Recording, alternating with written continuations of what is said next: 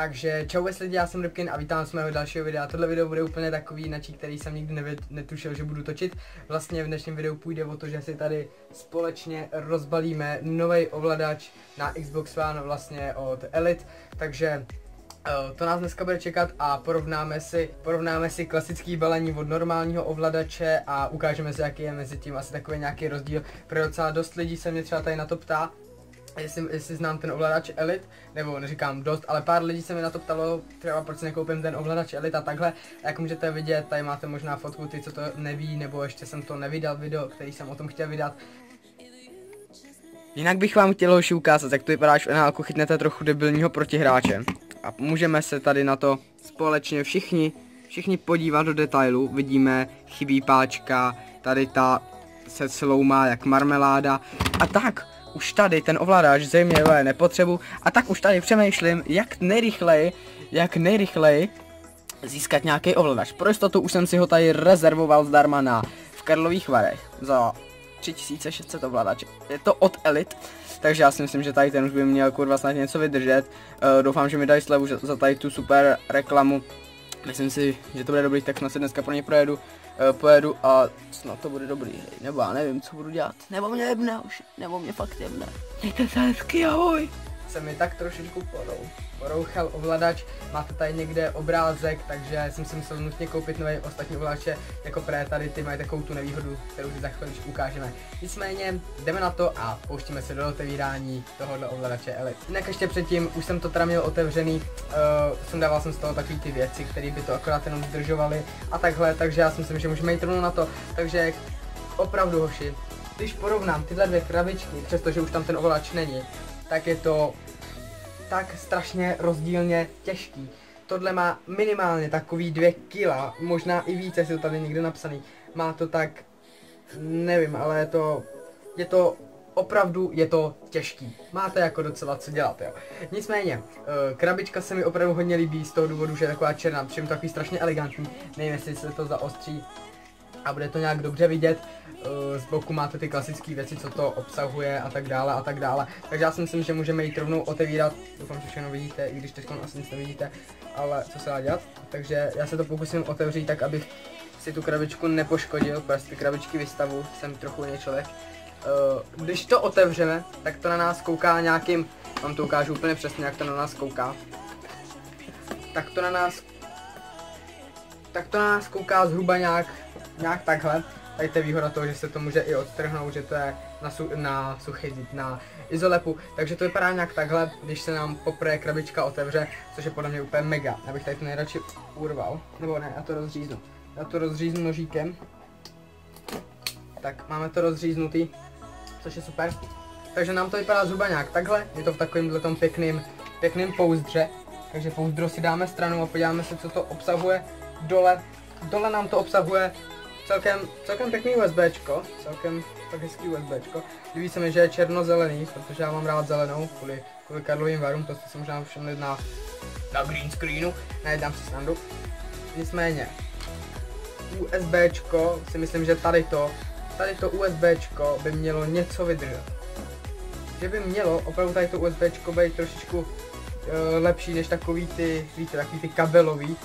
Přece jenom je to takový to kaničkový, takový to provázkový, jako i když mi to přijde až moc dlouhý, až moc dlouhý mi to přijde, ale tak zase to je třeba výhoda nabíjení nebo já nevím čím, který možná se to dá hrát, když se to vybije, tak že to dáme jako kabel, to je taky možný, takže takovýhle dlouhý kabel, který všechny zajímá, ale je potřebný, co si budeme povídat, dáme se sem takhle do krabičky. Dále tady máme takhle zbytek krabičky, kde jsou nějaký ty plánky, ty věci, jak to obsahují a takhle. A tady takhle je to pěkně schovaný, je to úplně v hodně jazycích, takže proto to tam je milionkrát. Tady přesně tak. Máme tady ukázáno ty věci, jak by se to asi tak nějak mělo zapojovat, k čemu to je dobrý. Ty věci, k čemu jsou dobrý, kde vlastně dobrý na tom je, že jdou všechny ty věci, co tam na tom jsou vyndat a zase zasadit. V uvozovkách, všechny samozřejmě úplně nejdou. Tak jo, jdeme si otevřít tady to pouzdro. Takže když si ho otevřeme, máme ho vevnitř a už tady máme prostě krásný ovladač od Elite. To říkám dobře, myslím si, že jo. což je na tom úplně super, ta nejlepší věc, že je vlastně železný. Je ten ovladač hoši železný a prostě drží se krásně, drží se úplně, tyjo, že máte jakoby chuť si fakt zahrát. Dobrý je, že prostě se vám to točí všechno dokola a má tam jakoby víc bodů než klasický ovladač, což je jedna z věcí. To stejný i tady to kolo, když se podíváme, tak na klasickém ovladači od Xboxu 360 vlastně máme tady ten klasický, jak já tomu říkám, takovou nemocnici, logo nemocnice, takže je jakoby prostě 4 strany, zatímco tady máme jakoby prostě úplně širokou škálu toho využití a to dobrý na tom je to, že já to teď takhle můžu vzít, teď to si dám stranou, vytáhnu si tady vlastně tu nemocnici, když to takhle řeknu, všechno je to hoši na magnet, takže to k tomu takhle přidáte a máte prostě klasicky tu nemocnici, jak je na T360, ale mně se tam právě líbí tadyhle to, že to je takový jinačí, takže teď nějakou dobu asi budu mít tadyhle to, on se to nezdá, on to je docela těžký. Je to super, se mi líbí. Jinak ty touchpady jdou, nebo analogy jdou všechny vyndat, že můžete hrát i tady bez toho, pokud samozřejmě chcete. Nebo si na to můžete dát třeba takovejhle, vidíte, jestli to bude vidět, že je opravdu ten jeden menší a ten druhý větší. Takže pokud vám to bude vyhovovat, tak si tam můžete klidně nasadit ty větší, můžete si tam dát klidně ten malý, je to prostě jeden velký, jeden malý, je to jenom na vás a to je na tom právě to super. Jinak Xbox ovladač od Elite má ještě tady vzadu takovýhle vychytávky, jestli to jde vidět. Tam na to právě patří takovýhle maličký páčky, které vám třeba pomáhají, když hrajete závodní hry, třeba k tomu, abyste řadili. A opět je to strašně jednoduchý, jak se to tam dá. Přijdete k tomu, tak to tam dáte a automaticky si to magnet přichytí. A pak se to mačká jenom jak prostě držíte joystick, tak prostě jenom to nějak mačkne, tak to máte prostě pod rukou. A sundavání vezmete. Je to super, prostě to je úplně mega a myslím si, že se jim opravdu ten ovladač povedl. Jinak máte tady všechny takhle dole v tom krytu, máte tady takhle všechny dole ty věcičky, tady máte dokonce jakou síťku, že si tam třeba můžete něco dát, zavírá se to parádně, hrozně se mi to líbí a teď bych vám asi chtěl říct tu jedinou výhodu, kterou já na tom vidím. Jasně, jak je to železný, tady to je sice takový, jako,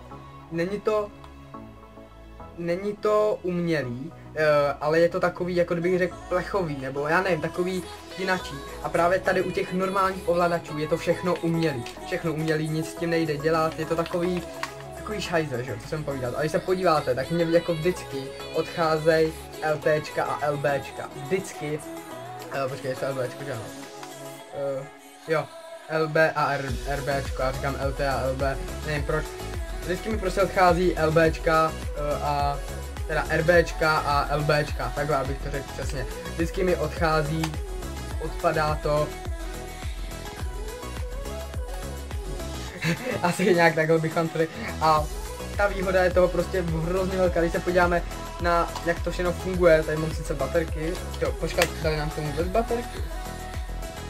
Když se nad tím přemýšlím, tady taky nejsou, že by nám je dali dovnitř. A pokud nám je dali dovnitř, tak jsou inteligentní. Joši, jsou vevnitř baterky, takže to je super. Jsou to baterky od Duracelu, takže ty něco vydržejí, což je super. Navíc tady jsou ještě nějaký páčky, které jsou úplně super. Všechno je to takový strašně příjemný, fakt se mi to hrozně líbí, to zacvakávání je taky super. A teď si ho zkusíme poprvé zapnout. To vědět, že tam jsou baterky, tak ho zapnu ještě dřív.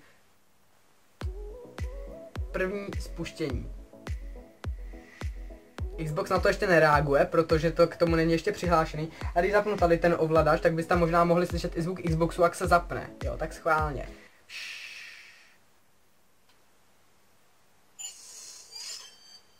Ten se zapl hned, takže ten funguje ještě suprově, ale jenom je tam fakt škoda těch páček. Nicméně, já hoši si myslím, že bych asi takhle to nějak stačilo. Jinak ještě ty krabičky jsem vám chtěl ukázat. To vám taky ukážu. Jinak když porovnáme teda ty krabičky, tak asi můžeme vidět, že tam je prostě něco navíc. Že jsou takový prostě stejně veliký, nebo jsou samozřejmě míň veliký, že tady ta od Halo 5 je o něco menší, ale také je míň tlustší, že tam bylo to pouzdro a v tady tom byla prostě jenom klasicky ten ovladač, jinak je to ovladač vlastně z edice Halo 5, takže Takže asi tak, no. Pak mám ještě na Call of Duty a měl jsem takový ten modrý, který jste měli tu fotku, jak byl rozbitý, který jsem dal reklamovat a překvapivě hoši mi vzali reklamaci, a to je co říct. Jinak ze zadu se mi vždycky líbí takový ty klasický obrázky, tady třeba takhle pěkně hýlou, a to mi se hrozně líbí. Tady u toho ovladače máme právě pěkně ten ovladač, ale myslím si, že tady to velký ze začátku mluví za svý a to je podle mě úplně mega. Takže já jsem tady, nevím, hrozně se mi to prostě líbí a když se prostě podíváme, jak to vypadá, tak já si myslím, že to je super, ještě hlavně takový pěkný pouzdro jsme k tomu dostali. Takže to je super, takhle se ještě můžeme porovnat samotný ovladač, jak vypadají, takže na tom asi moc není. Jinak, ještě jsem chtěl říct, tady když vidíme, jestli to bude dobře vidět, tak tady máme pěkně takový jakoby vyražený to logo Xboxu a to velký X-ko, zatímco tady to máme takhle jakoby, že to moc není vidět, vy to možná ani neuvidíte, ale je to tak. Jinak ještě vám ukážu takovou vychytávku, to jsem si tak uvědomil, že bych vám mohl ukázat. Tak jo, ještě bych tomu rád dodal, že se mě třeba ptáte, nebo ty, co mají PlayStation, tak třeba neví, jak to funguje u Xboxu. Xbox má za spodou takovejhle vstup, jestli to je dobře vidět, takovejhle vstup, takže většinou sluchátka, takovýhle maličký klávesnice, která vyjde asi na 1000 korun, jo. Tak tam máte takovýhle vstup, jakoby ve formě USBčka, takových 2 nožiček, které prostě jednoduše takhle vemete, takhle to k tomu přidáte a také to do toho zacvaknete a máte to prostě klasicky. Jinak, jestli to bude vidět, tak ta klávesnice takhle pěkně svítí, když tam něco, jo, teď mi něco skáče na Xboxu, jak to tam takhle pěkně píšete, což je na tom super, to stejný sluchátka a pak to jenom takhle vytáhnete a sluchátka vlastně to mají úplně stejný, mají takovýhle vstup a myslím si, že sluchátka na Xbox celkem kvalitní, tady to jsou ty zadarmo, pak samozřejmě seženete i ty lepší, který jsou musím taky kolem 1000, ale furt stejně vypnout minus, plus a dá se to tam úplně stejně jako prakticky všechno zařízení a jde to tam podle mě, bych si troufl říct ještě líp než do tady toho ovladače, jo. Takže což je na tom taky super a já si zatím teda ovladač od Elite jenom chválím, určitě vám ho doporučuji, hoši, pokud máte Xbox a chtěl bych tomu ještě říct, že by mělo být přesnější to ovládání, takže v View Pro The Goalmana si myslím, že by nám to mělo jít ještě o něco víc a snad nám to půjde a bude to super. Napište mi váš názor, co si o tom klidně myslíte, je to jenom na váš, tohle je pro dnešek všechno, mějte se hezky, užijte volna a čau.